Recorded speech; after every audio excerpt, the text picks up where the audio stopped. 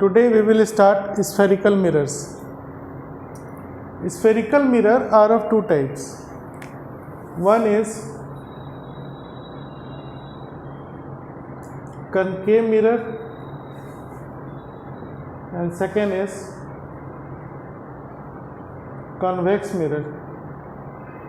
तो ये दोनों जो हैं कनकेव मिरर और कन्वेक्स मिरर, ये पहले समझते हैं कि ये बनते कैसे हैं और फिर हमें इसके थ्रू ये समझना है कि लाइट की रिफ्लेक्शन कैसे होगी और इमेजेस कैसे बनेंगे.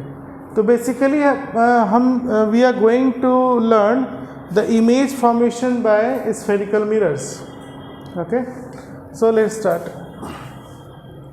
ये दोनों कनकेव हो या फिर कन्वेक्स मिरर हो, इसको समझने के लिए, इसकी फॉर्मेशन समझने के लिए पहले हम क्या करते हैं, एक हॉलो ग्लास स्फेयर लेते हैं. ये आपका हॉलो ग्लास स्फेयर है.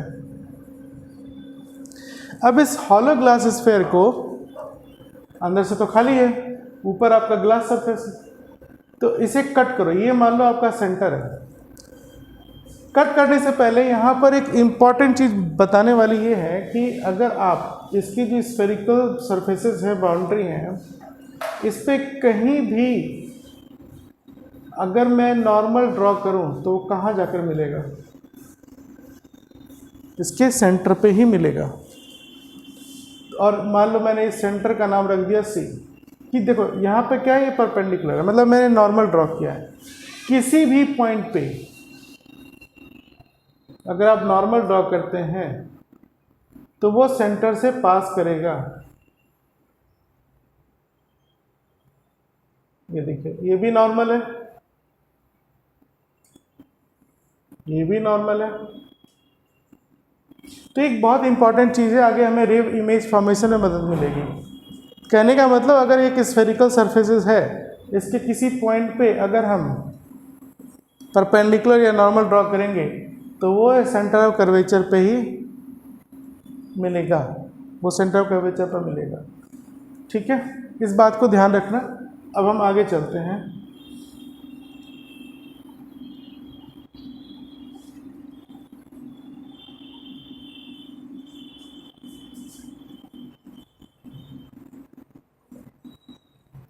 फिर से वही हॉलो ग्लास कर लिया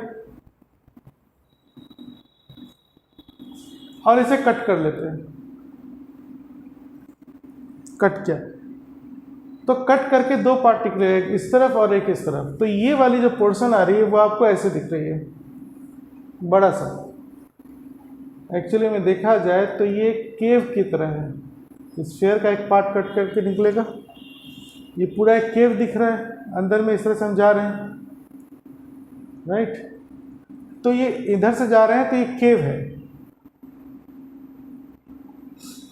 ना. कोई भी पोर्शन आप कहीं से भी कट कर लो, जैसे मान लो मैंने इधर से कट कर लिया, ये एक आया कट करके, तो ये पोर्शन क्या दिख रहा है, हम केव की तरफ जा रहे हैं, अंदर की तरफ.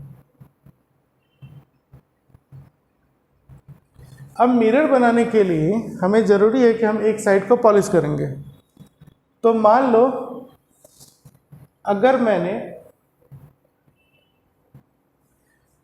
इस केव साइड को छोड़ दिया, पीछे के साइड पॉलिश कर दिया, तो रिफ्लेक्टिंग सरफेस कौन सा बन गया है, केव वाला साइड. तो इसको हम कहेंगे कॉनकेव मिरर.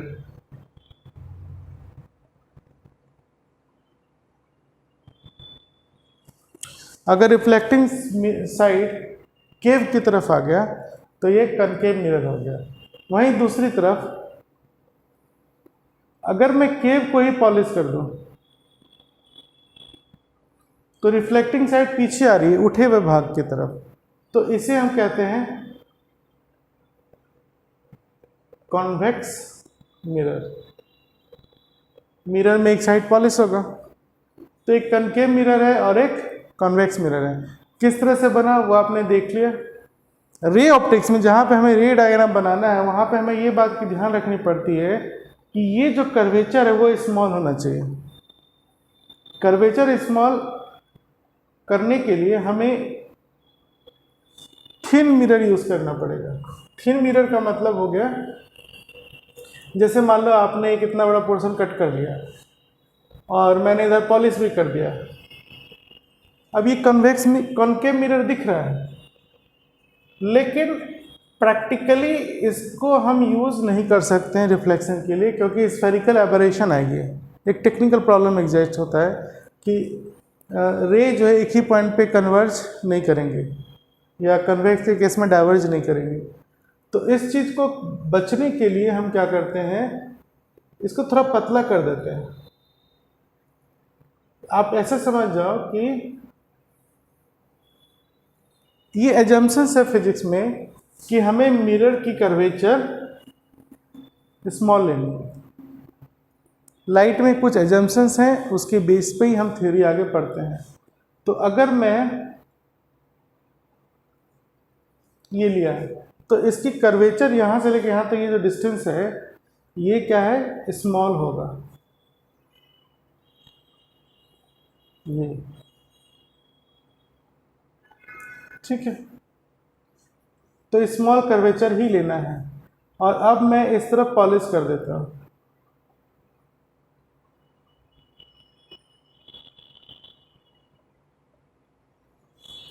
ठीक है, अब ये जो मिरर बना इसकी रिफ्लेक्टिंग सरफेस केव साइड है, तो इसका नाम हो गया कॉनकेव मिरर।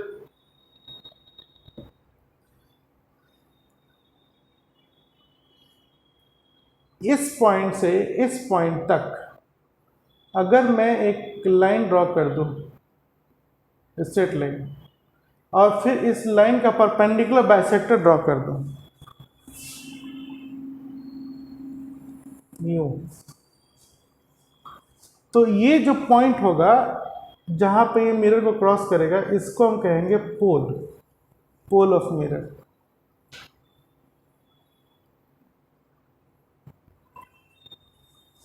ठीक है, तो ये जो नॉर्मल लाइन आ रही थी सीधी, इसके मिड पॉइंट से जो क्रॉस की, वही क्या हो गया आपका पोल ऑफ मिरर। तो P is pole of concave mirror. और इसका नाम दे दो X Y. X Y is a concave mirror, X P Y. तो X P Y is reflecting surface.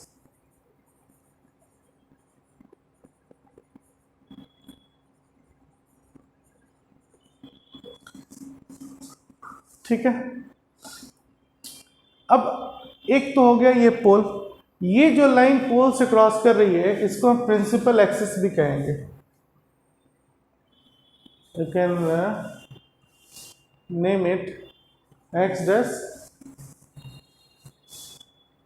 X double dash. This is principal axis, principal axis of mirror.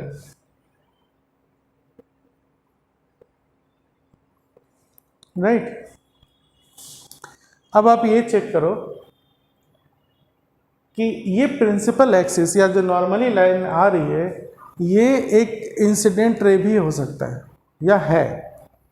तो ये अगर एक रे है, इंसिडेंट आ रही है, इस पॉइंट पे इंसिडेंट हुई और नॉर्मली आ रही है, तो ये नॉर्मली ही रिफ्लेक्ट हो जाएगी, है ना। आपने पढ़ा है लॉज ऑफ रिफ्लेक्शन में कि if an incident ray falls normally on a reflecting surface, it's get reflected back in the same direction.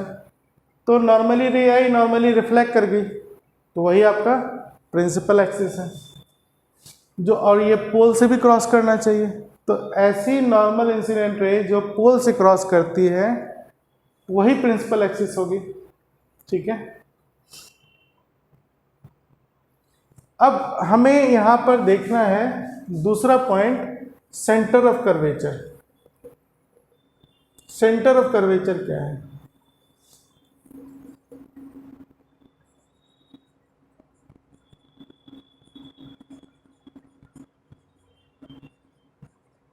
इसको C से डिनोट करते हैं। तो जो ये स्फेरिकल पार्ट है, इसको अगर मैं यहाँ से ऐसे कंप्लीट कर दूँ तो इसका कुछ ना कुछ सेंटर होगा, क्योंकि ये तो किसी स्फेरिकल हॉलो ग्लास का ही बना हुआ है। तो कर्वेचर को कंप्लीट करके अगर एक स्फेयर बना दी जाए तो उसका जो सेंटर होगा वही सेंटर ऑफ कर्वेचर होगा। या फिर मैथमेटिकली देखें तो इस पॉइंट पे अगर हम नॉर्मल ड्रॉ कर दें, मान लो इस पॉइंट पे नॉर्मल ड्रॉ किया, प्रिंसिपल एक्सिस को यहाँ पे कट किया, तो मैंने आपको स्टार्टिंग में बताया था कि अगर स्फेरिकल सरफेस पे नॉर्मल ड्रॉ की जाए तो वो कहाँ जाकर मिलेगा, सेंटर ऑफ कर्वेचर से ही पास करेगा। या स्फेरिकल स्फेयर का जो सेंटर था वही इस स्फेरिकल कर्वेचर का भी सेंटर होगा। तो अगर हमने दो रेज ले लिए, एक यहाँ से नॉर्मल डाला, एक मान लो यहाँ से डालते हैं, तो प्रैक्टिकली हम देख सकते हैं कि यही पॉइंट सेंटर ऑफ कर्वेचर होगा।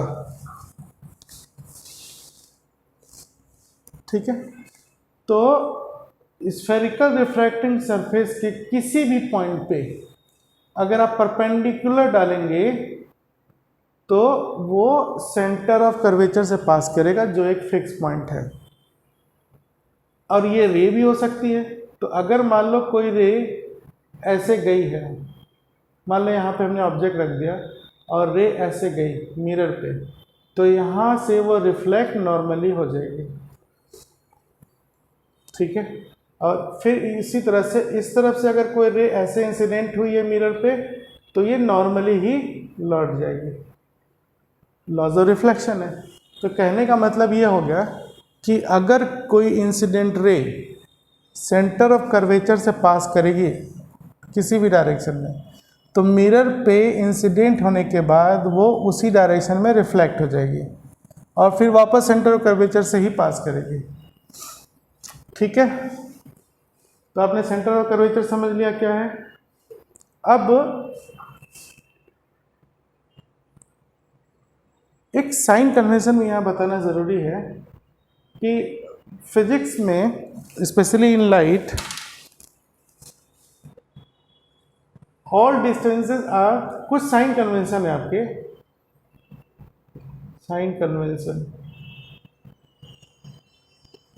जो इसमें सबसे पहला इंपॉर्टेंट चीज है, all distances are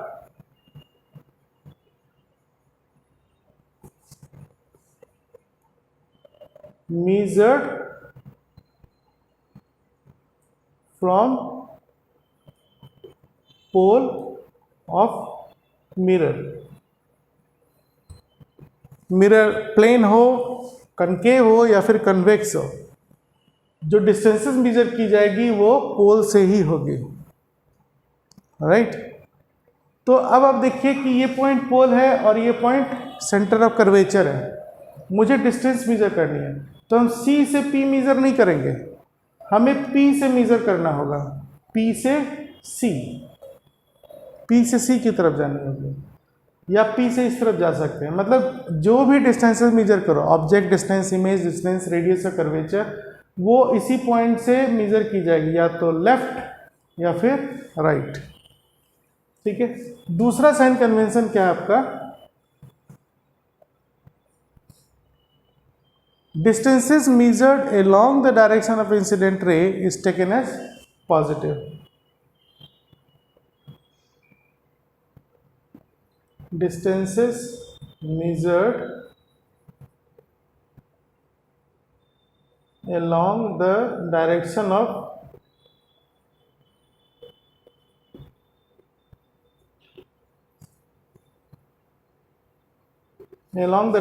of incident ray is positive।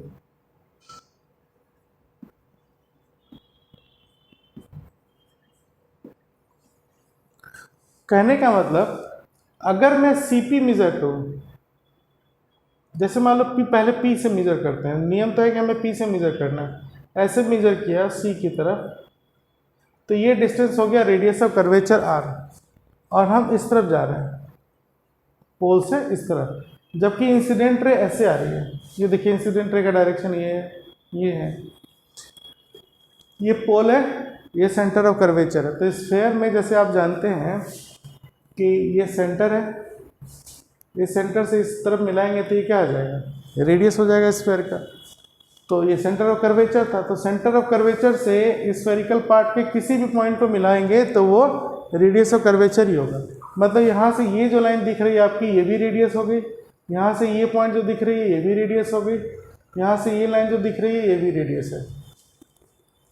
ठीक है, तो सी पी फिजिक्स में मेजर नहीं करेंगे, फिजिक्स में मेजर किधर करना है, पोल से। तो हम पोल से पीसी की तरफ जाएंगे। अब ये पीसी क्या हो गया आपका, माइनस आर। माइनस क्यों लिया, क्योंकि जैसे इस रे को देखो, ये भी मैंने बताया था कि एक इंसिडेंट रे है, ऐसे आया और फिर इधर ही ये रिफ्लेक्ट होगा। तो इंसिडेंट रे का जो डायरेक्शन है वो पॉजिटिव ली जाती है। तो अगर इंसिडेंट रे ऐसे आ रही है तो इस डायरेक्शन हमको हम क्या लेंगे, पॉजिटिव। ये डायरेक्शन पॉजिटिव हो गया, इंसिडेंट रे का डायरेक्शन पॉजिटिव मानना है। अब हमें पोल से डिस्टेंस मेजर करनी है, तो पोल से सेंटर की तरफ जा रहे हैं, मतलब हम इंसिडेंट रे के अपोजिट जा रहे हैं। तो अपोजिट जाने से ये जो डिस्टेंस आ रहा है, एक तो ये रेडियस ऑफ कर्वेचर है। अब चूंकि ये अपोजिट डायरेक्शन में जा रहे हैं तो ये माइनस हो गया, माइनस आ गया। ठीक है, तो ये साइन कन्वेंशन है। All distances are measured from pole of a mirror. Distances measured along the direction of incident ray is taken as positive. अब इसी में हम चेंज कर सकते हैं third point, distances measured opposite to the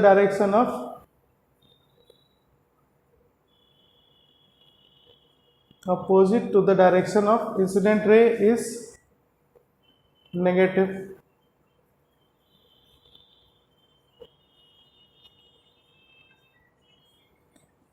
ठीक है, एक तो हमें सी से पी मेजर करना नहीं है, पी से सी जाना है। अब मान लो यहाँ पे कभी कोई डिस्टेंस मेजर करनी होती तो इस तरफ अगर हम जाते तो वो क्या हो जाता आपका, पॉजिटिव। इस केस में आर है इंसिडेंट रे के अपोजिट, इसलिए ये नेगेटिव हो रहा है। ओके, ये इंपॉर्टेंट बात थी। तो चलिए, अपने अभी स्फेरिकल मिरर में क्या क्या समझा, पोल, सेंटर ऑफ कर्वेचर,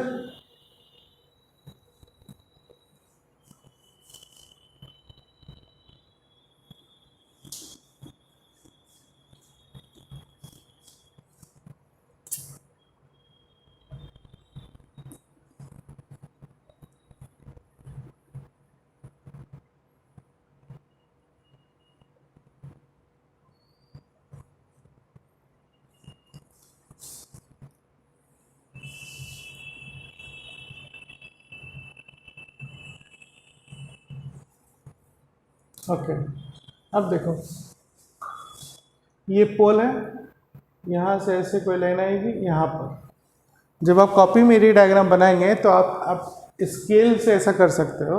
एक तो इसके मिड पॉइंट को P बना देना, फिर आप एक स्केल लेना और स्केल को यहाँ पर ऐसे नॉर्मली रख के आगे बढ़ा के देखना कहाँ पे मिल रहा है। जहाँ पे मिल रहा है ये पॉइंट हो जाएगा सेंटर ऑफ कर्वेचर। सही रे डायग्राम बनाने का तरीका बता रहे हैं। स्केल आपकी इस पॉइंट पे इस तरह से होनी चाहिए कि यहाँ पे वो परपेंडिकुलर दिखाई दे। ठीक है, नॉर्मल आती जाए।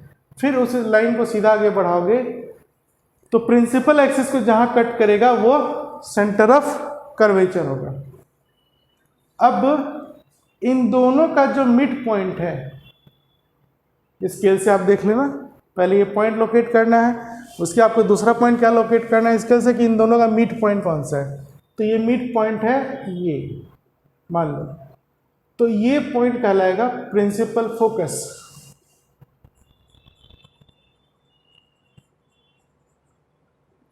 Principal focus, this point is principal focus. ठीक है, ये सारे पॉइंट आपके आइडेंटिफाई हो गए। अब हम क्या करते हैं, एक पैरेलल रेज लाते हैं, प्रिंसिपल एक्सिस के पैरेलल एक रे आई और ये ऐसे गई, ठीक है। ये मान लेते हैं कि ये जो रे है पैरेलल से आ रही है। पैरेलल आने का मतलब ऑब्जेक्ट कहाँ पर है, इन्फिनिटी पे। तो जब ऑब्जेक्ट इन्फिनिटी पे होगी, काफ़ी दूर होगी, लॉन्ग डिस्टेंस होगी, तो उससे जो रे आएगा उसे हम मानेंगे कि वो प्रिंसिपल एक्सिस के पैरेलल आ रही है। तो या तो आप कह दीजिए कि ऑब्जेक्ट इन्फिनिटी पर है, या आप ये कह दीजिए कि we consider a parallel rays which is falling on spherical mirror. दोनों का मतलब एक ही है कि पैरेलल रे ऑब्जेक्ट इन्फिनिटी पे है तभी आएगा। अब ये पैरेलल रे आया, अब इसको यहाँ से रिफ्लेक्ट करना है, तो लॉज ऑफ रिफ्लेक्शन हम अप्लाई करेंगे। कैसे लॉज ऑफ रिफ्लेक्शन अप्लाई होगा, आप क्या करो, इस पॉइंट पे पहले नॉर्मल ड्रॉ करो। देखो लॉ ऑफ रिफ्लेक्शन आपने क्या पढ़ा था, जैसे ये प्लेन मिरर है, एक रे आई है ना, इस पॉइंट पे आपने नॉर्मल ड्रॉ किया और ये एंगल ऑफ इंसिडेंस हो गया आई, और फिर ये रिफ्लेक्ट हो गया, तो ये हो गया आर, ये इंसिडेंट रे है और ये रिफ्लेक्टेड रे है और ये नॉर्मल है। तो यही लॉज ऑफ रिफ्लेक्शन है, ये दोनों एंगल आपस में सेम होना चाहिए। तो जैसे यहाँ पे इंसिडेंट रे आई है, उसी तरह से एक पैरेलल रे यहाँ पर आया और इस पॉइंट पे इंसिडेंट हुआ। अब इस पॉइंट पे हम नॉर्मल ड्रॉ करेंगे। नॉर्मल ड्रॉ करेंगे तो कहाँ जाएगा, आपको बताया गया था स्टार्टिंग में कि अगर स्फेरिकल सरफेस के किसी भी पॉइंट पे नॉर्मल ड्रॉ करोगे तो कहाँ जाकर मिलेगा, सेंटर ऑफ कर्वेचर से, वो सेंटर से ही पास करेगा। तो आप फिर अब एक स्केल लो और उस स्केल से इस पॉइंट को नॉर्मल आता हुआ आप देखोगे वो यहीं आकर मिलेगा, ठीक है। तो ये जो लाइन है ये हो गई नॉर्मल। रे डायग्राम आप ध्यान से समझ रहे हैं मैं कैसे बनाना है, ये सारे पॉइंट पहले आइडेंटिफाई हो जाते हैं। फिर पैरेलल रे लाया और हमें पता है कि नॉर्मल किस तरह ड्रॉ करनी है, और ये नॉर्मल जो है सी से ही पास करेगा। अब ये इंसिडेंट रे इस नॉर्मल के साथ एक एंगल बनाएगा जिसको हम एंगल ऑफ इंसिडेंस आई कहेंगे। यहाँ भी वही बात है ना, incident ray makes an angle I with the normal, this I is called angle of incidence.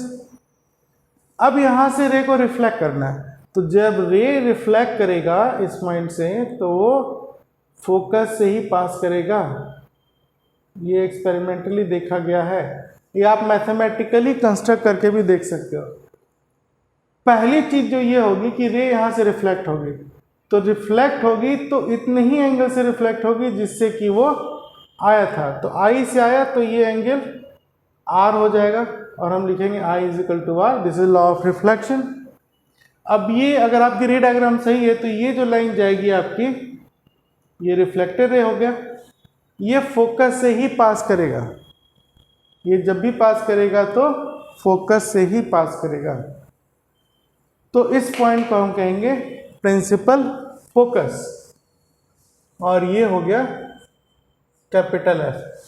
तो अगर आप इसको डिफाइन करना है तो आप ये डिफाइन कर सकते हो कि principal focus is the mid point of pole and centre of curvature, या रे डायग्राम के टर्म में अगर हम डिफाइन करेंगे तो ये होगा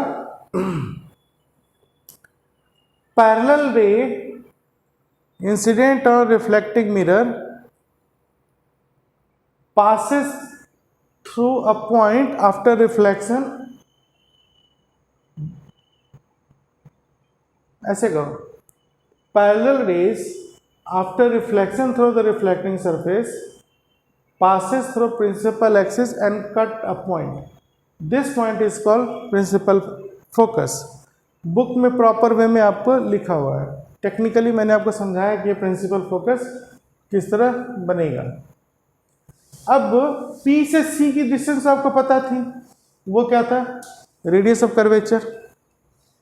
P से F अगर हम मेजर करेंगे इस तरफ से तो ये क्या हो गया आपका focal length, PF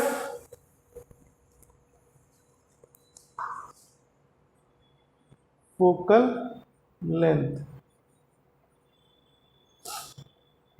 is PF and it is denoted as F, small f. अब ये फिर हम P से ही मेजर करेंगे, तो देखो P से मेजर कर रहे हैं और इस इंसिडेंट रे के अपोजिट जा रहे हैं, तो ये डिस्टेंस भी क्या होगा, minus F, because incident ray इस तरह से आ रही है और हम डिस्टेंस इधर से एफ की तरफ जा रहे हैं, तो ये डिस्टेंस नेगेटिव होगी। उसी तरह से ये सेंटर ऑफ कर्वेचर, ये मैंने पहले बताया था, ये डिस्टेंस भी क्या होगा, R, P C is radius of curvature minus R. तो कॉनकेव मिरर के केस में फोकल लेंथ भी निगेटिव है, रेडियस ऑफ कर्वेचर भी नेगेटिव है। इतनी चीज़ें समझ में आ रही हैं आपको। अब इन दोनों के बीच में रिलेशन होता है, R इक्वल्स टू एफ, इसको हम प्रूव करेंगे थोड़ी देर बाद, या फिर आप ये कह लीजिए focal length is radius by 2।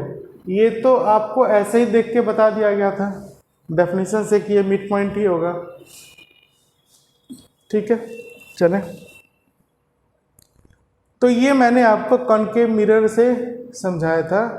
इसमें ये अपर्चर स्मॉल होना चाहिए, ये पोल है, ये कैसे ड्रॉ करते हैं, सेंटर ऑफ कर्वेचर कैसे ड्रॉ होता है, प्रिंसिपल एक्सिस क्या है, प्रिंसिपल फोकस क्या है, फोकल लेंथ क्या है, पैरेलल रे आएगी तो किधर जाएगी, नॉर्मल ड्रॉ करेंगे तो किधर जाएगा, ये सब चीज़ें आपने देख लिया।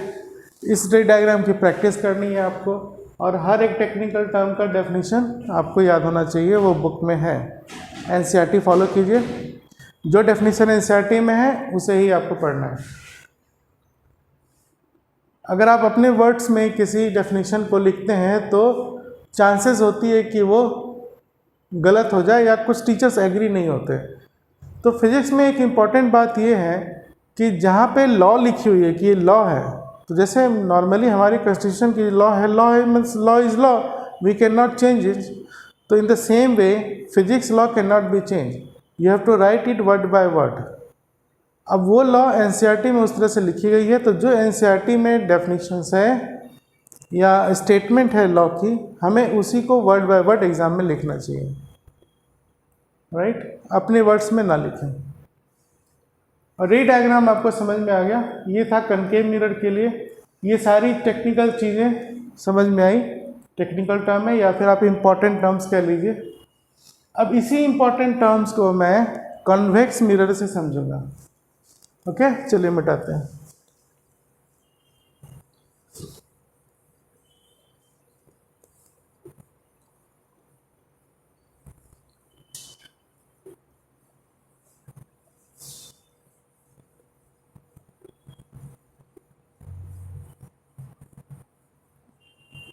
बाबा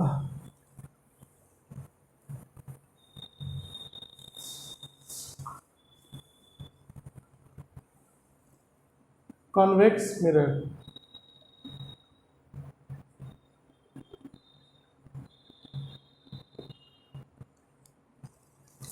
ठीक है, ये क्या होता है आपका? तो फिर मैंने वही स्मॉल अपर्चर का एक मिरर लिया,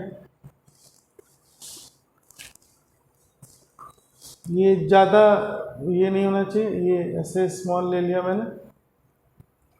अब इसको मिरर बनाना है तो हम ये जो केव साइड है इसी को पॉलिश कर देते हैं। ये अब ये आपका हो गया कॉन्वेक्स मिरर,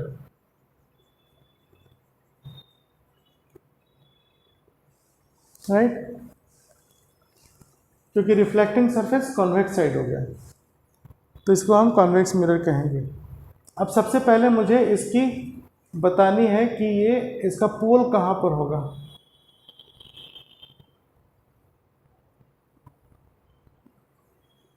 पोल बताने के लिए मैंने आपको बताया था क्या करना है, इस पॉइंट से इस पॉइंट एक लाइन ड्रॉ कर दो, मिला दो इसको, और फिर इस लाइन जो मैंने ड्रॉ किया इसका परपेंडिकुलर बाइसेक्टर ड्रॉ कर लो, यूं यूं मिला दो। तो वो जो परपेंडिकुलर बाइसेक्टर आएगा वो आपको कुछ इस तरह से पास होता हुआ दिखाई देगा। ठीक है।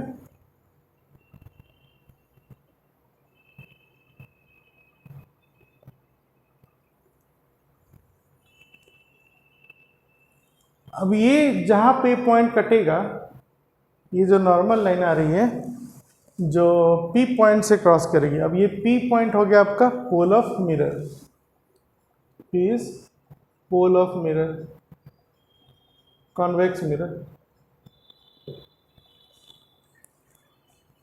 ठीक है। अब आप देखो इसके दो साइड बन रहे हैं, एक लेफ्ट साइड और एक राइट साइड। रिफ्लेक्टिंग सरफेस इस तरफ है, तो अगर आप यहाँ पे नॉर्मल ड्रॉ करोगे तो नॉर्मल किधर जाएगा? स्केल लगा कर देखो, क्या नॉर्मल ऐसे बना सकते हो आप? ऐसे मान लो यहाँ पे अगर नॉर्मल दोगे तो ऐसे नॉर्मल कभी बनेगा ही नहीं। नॉर्मल जब भी बनेगा तो इसको घुमाते जाओ स्केल को, ऐसे ऐसे ऐसे ऐसे ऐसे, ऐसे बनेगा। ये रहा नॉर्मल। तो इसका मतलब है कि अगर आप यहाँ पे नॉर्मल ड्रॉ करेंगे इस पॉइंट पे, तो ये इधर तो रिफ्लेक्टिंग सरफेस है और नॉर्मल भी आपकी इंसिडेंट रे होती है, तो इंसिडेंट रे ऐसे आने के बाद यहाँ से तो रिफ्लेक्ट हो जाएगी, आगे तो जाएगी नहीं, पीछे पॉलिश सरफेस है, तो यहाँ से ये रे इधर रिफ्लेक्ट हो गया। अब ये रिफ्लेक्टेड रे इस प्रिंसिपल एक्सिस को कट नहीं कर रहा है। अगर मैं इसका नाम दे दूँ एक्स वाई, प्रिंसिपल एक्सिस है, और तो अब आप ये देखो कि जब ये नॉर्मल यहाँ से आपने लाया तो ये इधर ही रिफ्लेक्ट हो जाएगा, क्योंकि लॉज ऑफ रिफ्लेक्शन ये कहता है ना। तो अब अगर हम इधर से देखें, ये रिफ्लेक्टर है तो प्रिंसिपल एक्सिस को कट किया नहीं, तो अगर हम आई इधर से लगा के देखें तो हम देखेंगे कि ये जो डबल एरो रिफ्लेक्टर रे है, ये रिफ्लेक्टर रे इस पॉइंट से आती हुई दिखाई देगी, ये रिफ्लेक्टेड रे इस पॉइंट से बाहर जाती हुई दिखाई दे रही है। तो हम एज्यूम करते हैं कि ये जो रिफ्लेक्टेड रे है ये इस पॉइंट से आ रही है, मतलब रिफ्लेक्टेड रे इस पॉइंट को मिल रही है यहाँ पर, अपीयर टू मीट हियर, तो this point is called centre of curvature. दूसरा, अगर आप इसको ऐसे पूरा स्फीयर मिला दो तो यही आपका सेंटर ऑफ कर्वेचर होगा। समझ में आया? तो कॉन्वेक्स मिरर के केस में centre of curvature polish surface की तरफ होगा, रिफ्लेक्टिंग सरफेस की तरफ नहीं होगा। C is centre of convex mirror. ठीक है, it is behind the reflecting surface. ये आपकी रिफ्लेक्टिंग सरफेस है। अब रे यहाँ पे डॉट डॉट करके मैंने बनाया, तो इस पॉइंट से रे बाहर जाती हुई दिखाई दे रही है। तो सबसे पहली क्लास में मैंने बताया था कि अगर पॉइंट से कोई रे बाहर जाएगी तो हम क्या कहेंगे, ये डाइवर्जेंट रेज है, और किसी पॉइंट पे रे अगर आएगी तो हम क्या कहेंगे, ये कन्वर्जेंट रे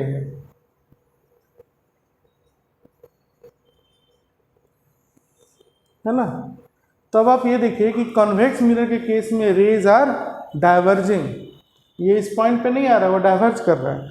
अगर मैं फिर से कनकेव मिरर बना के दिखाऊं आपको,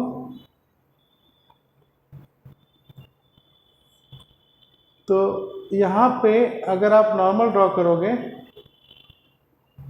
तो जैसे ये रे गई, फिर ये ऐसे लौट गई, या अगर हम कोई पैरेलल लाइन ले लें तो ये ऐसे क्रॉस करेगी, है ना। तो यहाँ पर क्या हो रहा है कि रिफ्लेक्ट करने के बाद इस पॉइंट पे आ रही है, तो ये कन्वर्ज कर रहा है ना। लेकिन यहाँ पर क्या हो रही है, डाइवर्ज कर रहा है। तो इस कन्वेक्स मिरर को हम डाइवर्जिंग मिरर भी कहते हैं।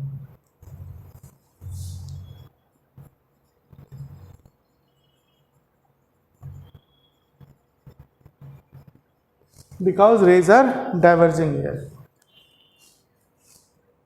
ठीक है,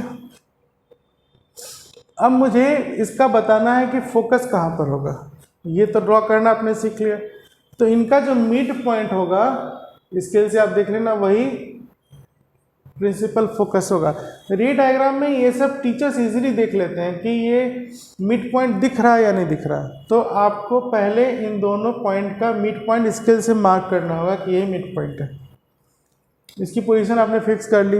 अब टेक्निकल रे डायग्राम कैसे बनाना है, आपको ये पता है कि मिरर पे अगर कोई रे पैरेलल आएगी तो रिफ्लेक्ट होकर फोकस से पास करेगी। तो रिफ्लेक्टिंग सरफेस तो ये है, मुझे एक पैरेलल रे इधर से ही लेके जाना होगा। पैरेलल रे कहाँ से आती है, जब ऑब्जेक्ट इन्फिनिटी पे होगा, है ना। अब आप देखिए कि यहाँ पर रे को रिफ्लेक्ट करना है, रे इस तरह से आई है, तो लॉ क्या कहता है, लॉज ऑफ रिफ्लेक्शन। एक ये रे आई मिरर है, तो यहाँ पे तो एक नॉर्मल ड्रॉ करना है, ये एंगल ऑफ इंसिडेंस आई है। तो अब ये जो नॉर्मल है वहाँ पे भी नॉर्मल होना चाहिए। ये इंसिडेंट रे, मान लो ये पॉइंट हमने दे दिया ओ और ये नाम यहाँ दे दिया ए, तो ओ ए क्या हो गया आपका incident ray, O A is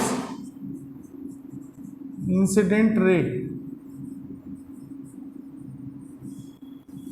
है ना। अब ये रे यहाँ से रिफ्लेक्ट करनी है, तो रिफ्लेक्ट कराने के लिए मुझे नॉर्मल की ज़रूरत पड़ेगी।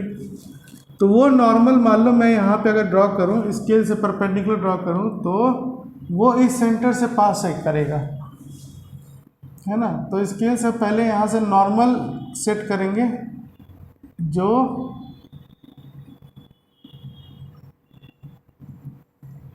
है ना। तो इस तरह से कोई नॉर्मल आएगी ये यहाँ पर, तो ये नॉर्मल है, दिस इज नॉर्मल। नॉर्मल भी एक रे ही है जो कि ऐसे आकर इसी डायरेक्शन में लौट रही होगी, है ना। तो इस तरह से लौट रही होगी, तो ये लौटी हुई रे कहाँ से आती हुई दिखाई देगी आपको, सेंटर ऑफ कर्वेचर से ही आती हुई दिखाई देगी। तो ये हमने नॉर्मल बना लिया।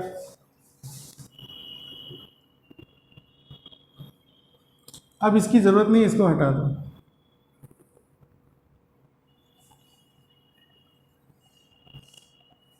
तो एक पैरेलल रेज आई मिरर पे, फिर हमने नॉर्मल ड्रॉ किया, तो ये इंसिडेंट रे है, ये नॉर्मल है, एन ए इज नॉर्मल,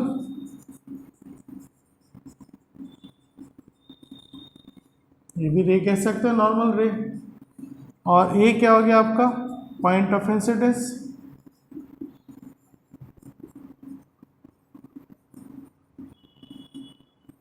फिर क्या होगा, ये जो एंगल है आपकी ये आई हो गई, incident ray, angle between incident ray normal is angle of incidence. अब यहाँ से ये रे रिफ्लेक्ट करेगी, तो सेम एंगल पे ही रिफ्लेक्ट करेगी, है ना। तो आपने ऑलरेडी इसको मिड पॉइंट बना लिया है, और आपको पता है कि रिफ्लेक्टेड रे फोकस से पास होना चाहिए, पैरेलल वाली रिफ्लेक्ट करेगी तो फोकस से पास करेगी। तो आपको स्केल को अब फोकस से यूं मिलाकर देखना है कि इधर से ही पास कराना है मुझे।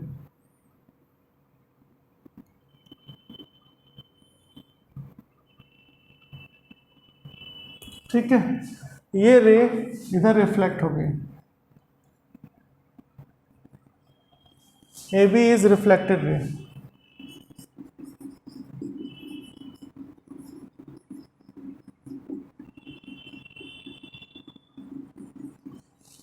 A B is reflected ray, और ये एंगल क्या हो गया आपका angle of reflection R, N I is equal to angle R, angle of incidence equals angle of reflection. बात समझ में आया। इंसिडेंट रे ये है, ये नॉर्मल है, और ये रिफ्लेक्टेड रे। तो रिफ्लेक्टेड रे इस पॉइंट से आ रही है, तो रिफ्लेक्टेड रे जिस पॉइंट से प्रिंसिपल एक्सिस से आती हुई दिखाई देगी वही पॉइंट प्रिंसिपल फोकस हो गया। तो आप देखो कि यहाँ पे रे एक्चुअली रिफ्लेक्ट जो हो रही है वो डाइवर्ज कर रही है, मतलब किसी पॉइंट से बाहर जाती हुई दिखाई दे रही है, पॉइंट पे आ नहीं रही है। कॉनकेव मिरर में क्या होता है, रे डायरेक्ट आती है पॉइंट पे, तो हम उसे कहते हैं कन्वर्जिंग मिरर। ये चीज़ें क्लियर हो गई। अब आप एक इम्पॉर्टेंट चीज़ देखिए कि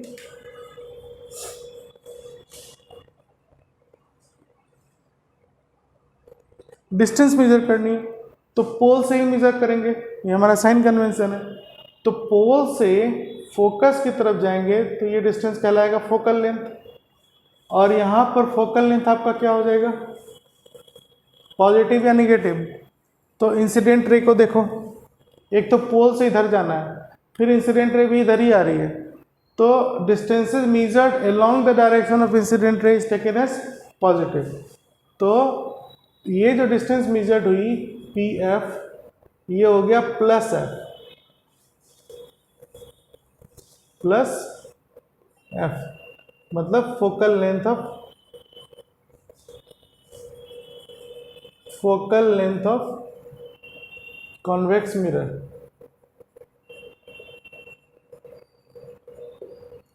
ठीक है, अब आप देखिए यहाँ P से C की तरफ जाएंगे तो ये जो डिस्टेंस हो गया ये हो गया R, ये भी प्लस होगा क्योंकि इंसिडेंट रे की डायरेक्शन में आ रहे हैं। This is radius of curvature of convex mirror.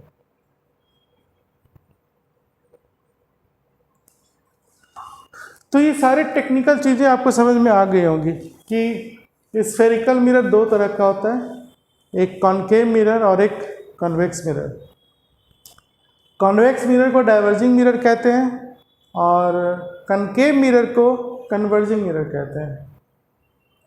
और रे डायग्राम किस तरह से बनाई जाती है, बेसिक डायग्राम वो मैंने बता दिया आपको। सेंटर ऑफ कर्वेचर से रे का जाना या आने का रिलेशन किस तरह से होता है वो आपको पता है, कैसे डिफाइन करेंगे, रे डायग्राम कैसे बनाएंगे। ये सारी पोजीशंस आपको किस तरह से आई हैं, पोल की, फोकस की, सेंटर ऑफ कर्वेचर की, इस पे ध्यान देने की बात है। आपको ये दोनों डायग्राम जो बेसिक डायग्राम है और टेक्निकल टर्म्स हैं इसको रफ करनी होगी, आराम से बन जाएगा। स्केल से जो चीज़ें मैंने बताई है उसका ध्यान रखना। तो रे डायग्राम का प्रैक्टिस करना सीखो और ये सारी चीज़ें भी आपको देखनी है कि इसमें ये सारे टेक्निकल चीज़ें क्या है। ठीक है, आपने साइन कन्वेंशंस भी पढ़ लिया। साइन कन्वेंशंस के लिए सबसे ज़रूरी होता है, जो एक बार फिर बता दो, कि डिस्टेंस आपको पोल से ही मेज़र करना है। तो पोल से मेज़र करेंगे